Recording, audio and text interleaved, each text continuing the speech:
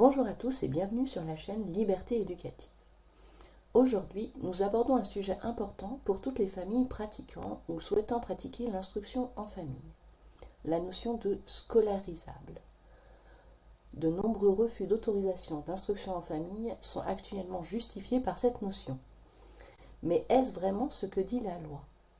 Et surtout, comment répondre à un refus basé sur cette justification? Contexte juridique. L'instruction en famille est une liberté fondamentale en France, garantie par l'article 26-3 de la Déclaration universelle des droits de l'homme. Cependant, la loi CRPR de 2021 visant à lutter contre les séparatismes a introduit des restrictions exigeant une autorisation préalable pour pratiquer l'IEF. Les motifs pour obtenir une autorisation d'IEF sont clairement définis par la loi.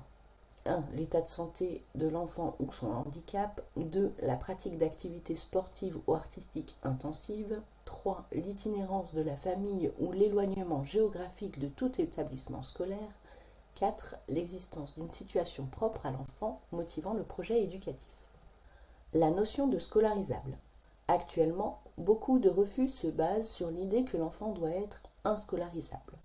Pourtant, la loi ne stipule pas que l'enfant doit être incapable de fréquenter l'école pour obtenir une autorisation d'IEF.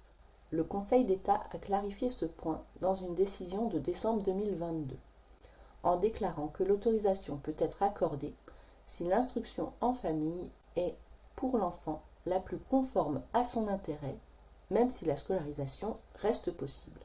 Il est également important de rappeler que le défenseur des droits a rappelé à la DGESCO que la loi, telle que rédigée, laisse une libre interprétation aux différents DAZEN, ce qui nuit à l'égalité de traitement des dossiers.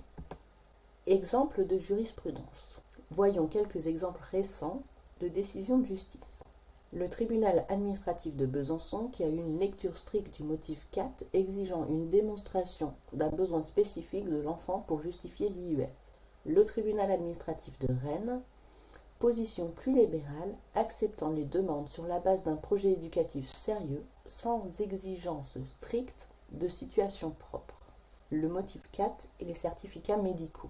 Il est crucial de comprendre que le motif 4 n'est pas censé être justifié par des certificats médicaux ou autres documents similaires.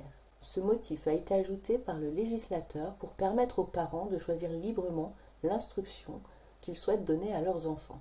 Cependant, en pratique, ce motif est souvent interprété de manière très restrictive, limitant ainsi cette liberté pour les familles.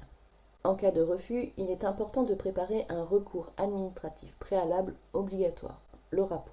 En conclusion, n'oubliez pas que l'instruction en famille est un droit fondamental. Si vous faites face à un refus d'autorisation, armez-vous de patience, de rigueur et de connaissances juridiques. Votre RAPO doit être bien documenté et s'appuyer sur les lois et les jurisprudences actuelles. N'hésitez pas à consulter les liens en description pour rédiger votre RAPO. Si cette vidéo vous a plu, n'hésitez pas à liker, partager et vous abonner. À bientôt pour une nouvelle vidéo.